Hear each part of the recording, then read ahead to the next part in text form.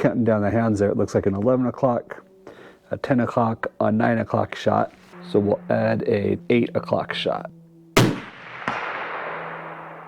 7 o'clock. Good morning, preppers and procrastinators. Today we're at the Upper Nisqually Sportsman's Club in Eatonville, Washington. I'm going to sight in a Sig Cross 308. I bought this at the end of last hunting season. I bought it in 308 as an all-around hunting rifle. These things have really good reviews with the short barrel and the collapsible stock being a very short and packable gun, but also having good accuracy at distance. We're going to sight it in, and then we're going to zero it for 100 yards. The Sig Cross comes with a 5-round magazine. It's an AICS style. Today we're going to try it out with Winchester Super X in 180 grain. This is the deer, antelope, and wild boar. Nothing fancy, nothing expensive. I haven't done any sighting in on this gun yet, so I'm going to go ahead and remove the bolt. Then we're going to bore sight by looking through the barrel and adjusting the reticle onto the zero. And that'll at least get us close for our first shot. Look away, you're probably not allowed to know how to do this. With this, you want to get the gun nice and sturdy. You don't want to freehand this. You want to leave the gun hands off. Okay, I'm looking right at the target.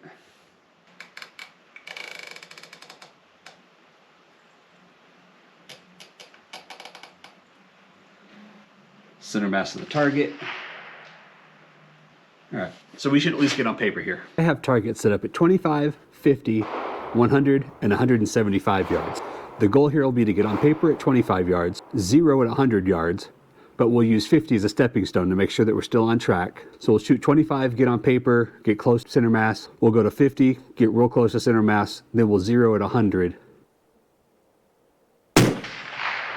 High and right. All right, I've adjusted the camera on the spotting scope to the 50. We're on target, pretty center mass at the 25.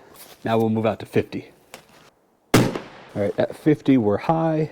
We'll zoom in all the way and you can count your ticks. So if I aim center mass, and in my reticle I am a little over 1 mil high, roughly half a mil left. So if I'm 1 mil high, I need to go low, about there, and 1 mil to the right. Half mil to the right. All right, let's see how we did. Well, something wasn't right. Split the difference calculation, and I must have gone, says I'm going right. Nope, that's going left. I see.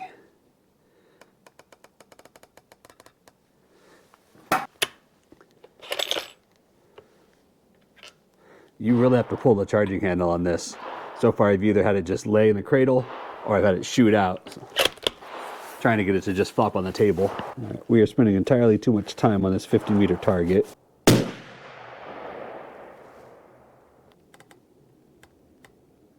right, I didn't know where my original adjustment was on left or right, so I just kind of spun the knob to the right. About a half a mil. And we need to go up a half.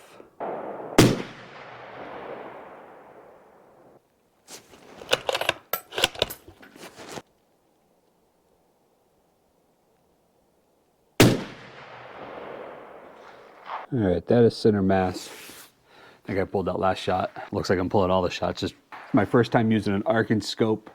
I'm used to more of a vortex. The way the numbers read just was a little bit confusing, I think. All right, so we're on at 50. Now let's reach out to 100.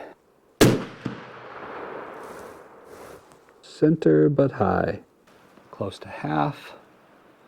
You need to go down. 1, 2, 3, 4, 5. Try to get a little tension on the bipod.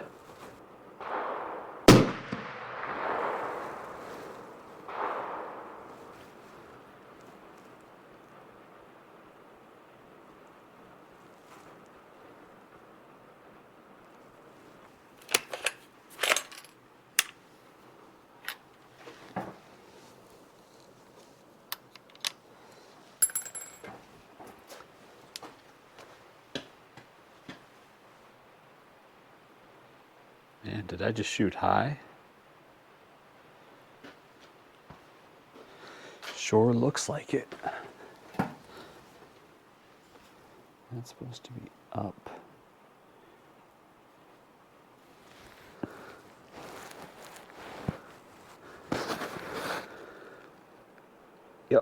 quite high. All right, so we'll send another round and see what I did. No adjustments.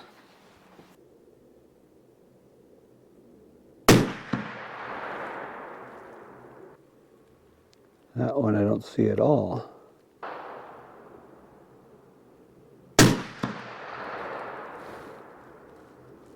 Which way did I go last time? There we go.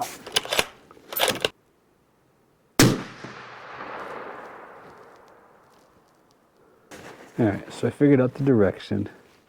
I am a mil high still. 1, 2, 3, 4, 5, 6, 7, 8, 9, 10. I do not like this magazine release at all.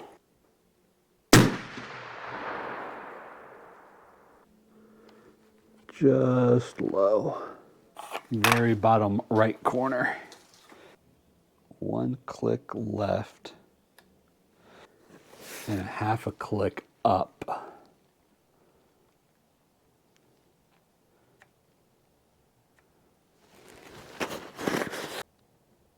Not quite. Give it 3.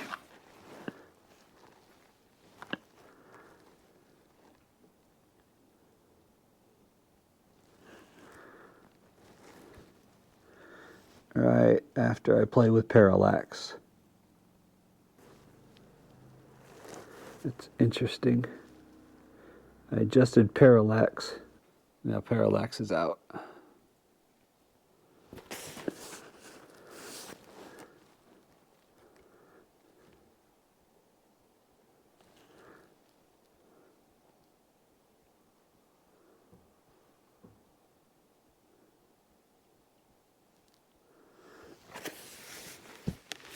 All right, Arken, that's a little odd.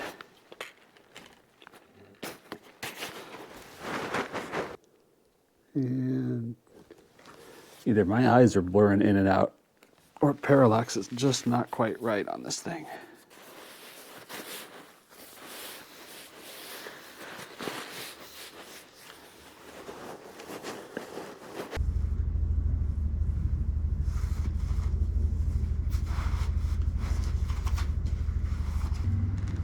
I am not a bench rest shooter.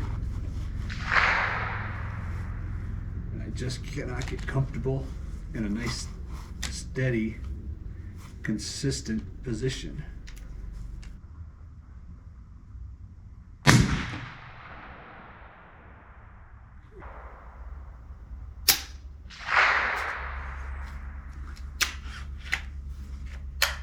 Didn't have the magazine all over seated.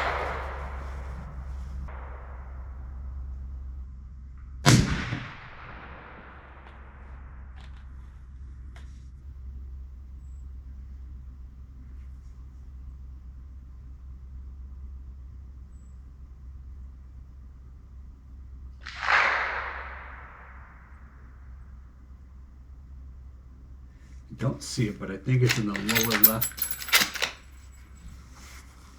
corner of the circle.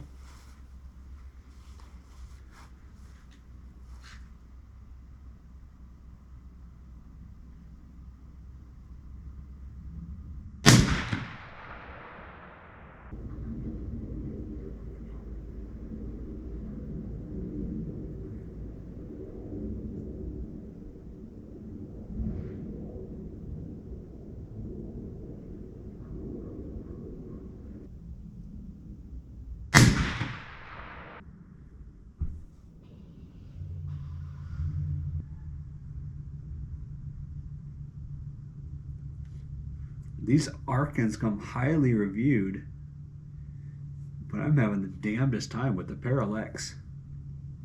I can't see, I can't verify shot placement, but we'll put 5 in there and then we'll go check.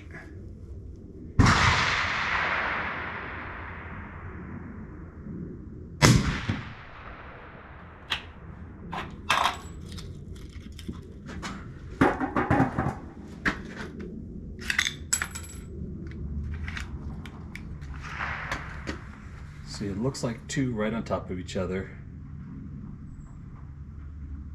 1 in the lower left of the circle. I must have dropped that one on the, or excuse me, 1 in the lower right of the circle.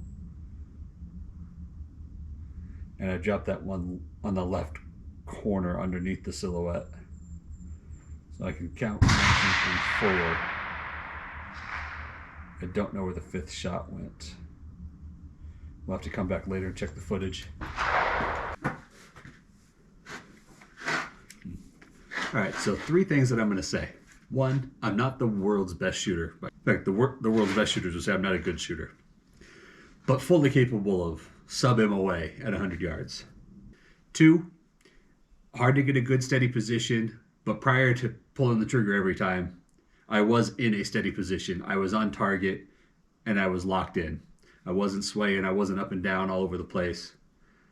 So it may have taken me a while to pull the trigger, but when I did, I was in a steady position. Could have had some effect on this 2-inch group. Lastly, the parallax on this scope.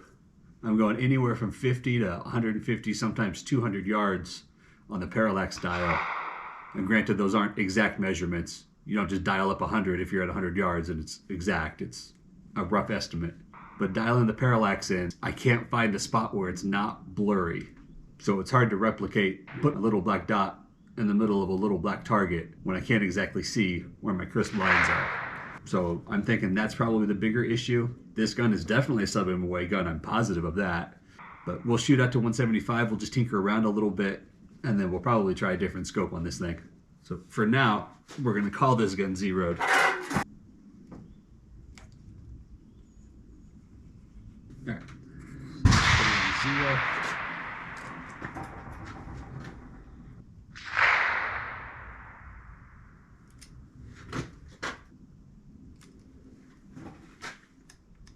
Set our 0 stop.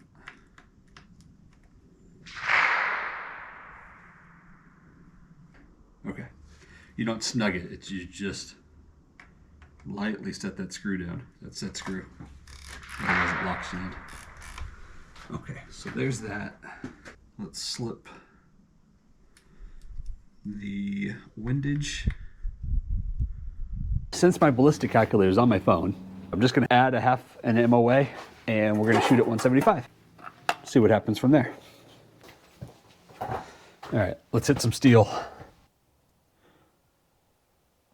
That one has too many marks on it. Huh.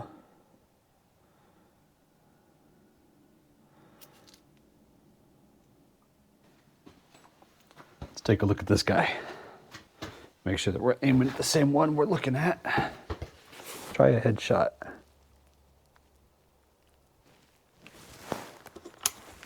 Let's take it off safe first. All right, headshot coming.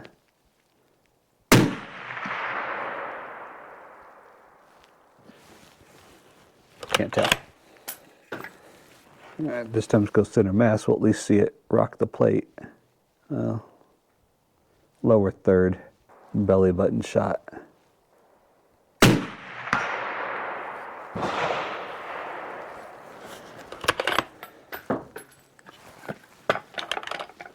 All right, I zoomed out this time. See if I can call my own shot on headshot.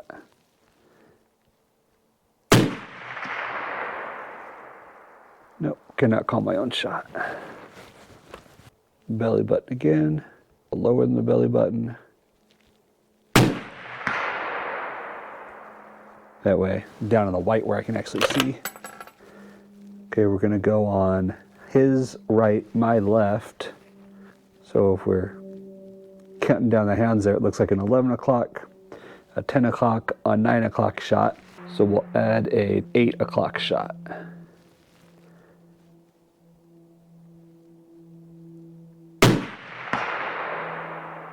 Yeah. 7 o'clock. It's already a 6 o'clock. Let's do a 3 o'clock. No, 4 o'clock.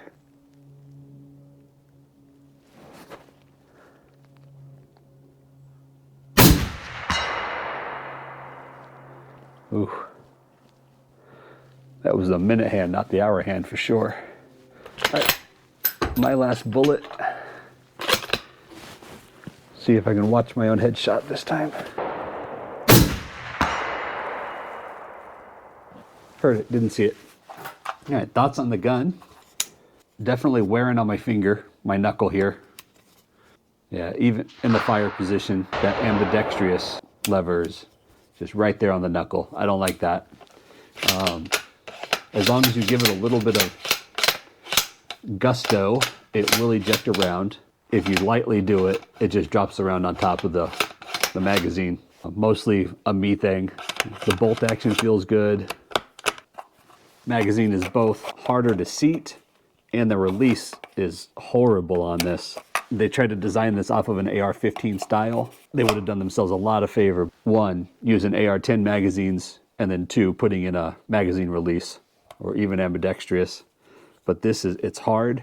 It hurts your finger when you push on it, or coming up with your thumb. I had a few times where, well, one, it's hard to get the magazine started, but I had a few times where I didn't seat the magazine all the way, so you have to give it a slap. So not a fan of the magazine and related features there. The buttstock is kind of awkward. It's not push and turn, it's push and lift and turn. It's nice, it locks your bolt in. It comes back easier. This action lifts up easier than that action does.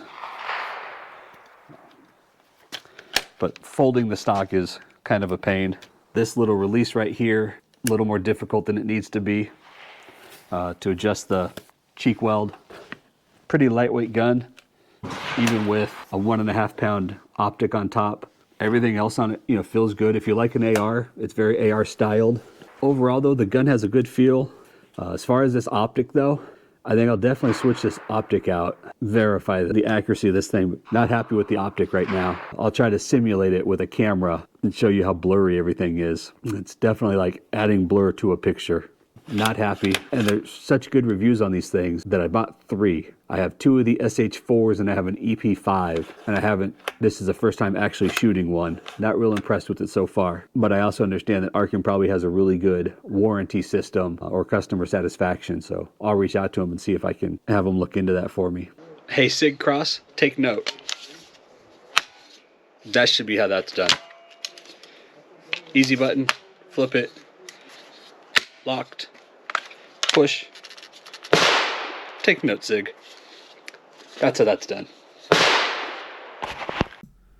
All right, preppers and procrastinators, as always, I appreciate you all very much. If you have time for another video, here are my suggestions. And if not, remember to get off your butt and go practice some skills. Procrastinating Prepper out.